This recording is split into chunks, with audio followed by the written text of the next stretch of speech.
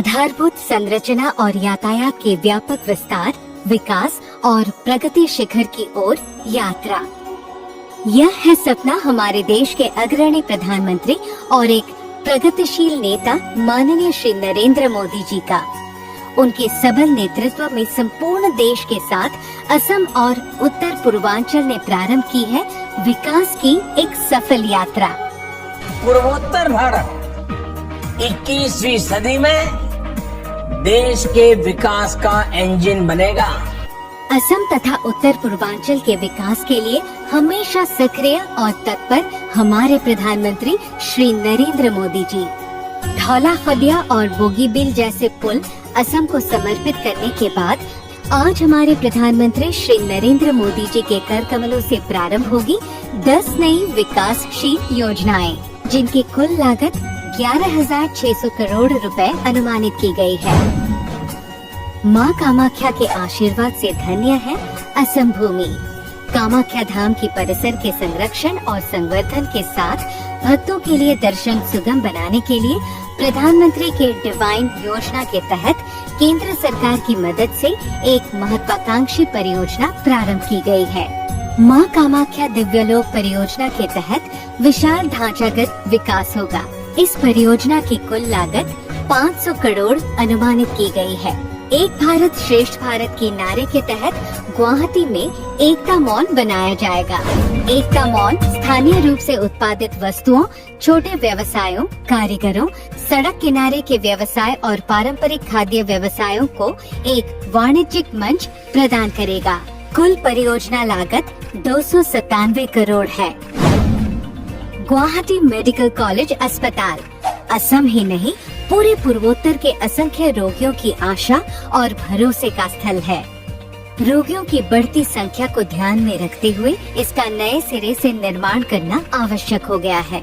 इस परियोजना के माध्यम से 2,225 बेड वाला एक टीचिंग अस्पताल, 375 आईसीयू बेड और 26 ऑपरेशन थिएटर शामिल होंगे। कुल 3,250 करोड़ की लागत से यह परियोजना पूरी होगी। बराक घाटी के जनता की लंबी मांग को पूरा करते हुए अमृतकाल में सरकार द्वारा लिया गया और एक फैसला, कोरिमगंज के रामकृष्ण नगर में एक मेडिकल कॉलेज की स्थापना। Modular lab, 4 modular operation theatre, 7 operation theatre बनाए जाएंगे। असम सरकार ने गुवाहाटी का सबसे पुराना खेल परिसर नेहरू स्टेडियम को नया स्वरूप देने के लिए एक नई परियोजना प्रारंभ की है। कुल 832 करोड़ की अनुमानित लागत से गुवाहाटी नेहरू स्टेडियम का कायाकल्प किया जाएगा। सोंड्रापुर स्टेडियम नाम से बनने वाला स्पोर्ट्स कॉम्प्लेक्स में एक फुटबॉल फील्ड, 2 प्राकृतिक गैलरी और सभी सुविधा संपन्न बहुमंजिला भवन इस परियोजना के तहत बनकर तैयार होगा। लोकप्रिय गोपीनाथ बॉर्डलोय हवाई अड्डे को जोड़ने वाली संपर्क सड़क की संगठन और विकास का फैसला किया गया है। पीएम डिवाइन योजना के तहत फिलहाल के टर्मिनल से 2 लेन युक्त सड़क को 4 लेन युक्त सड़क में तब्दील किया जाएगा। राज्य सरकार इस परियोजना को अधिक वित्तीय सहायता से 6 लेन युक्त कैरियजवे के रूप में विकसित करेगी। 1000 किलोमीटर सड़क उन्नतीकरण की एक अभिलाषी परियोजना तैयार की गई है। Assam road network master plan के तहत 43 सड़कों का विकास किया जाएगा। हमारे लिए सौभाग्य की बात है कि इन 8 परियोजनाओं का शिलान्यास आज देश के अग्रणी नेता माननीय प्रधानमंत्री श्री नरेंद्र मोदी जी के कर कमलों द्वारा संपन्न हुआ।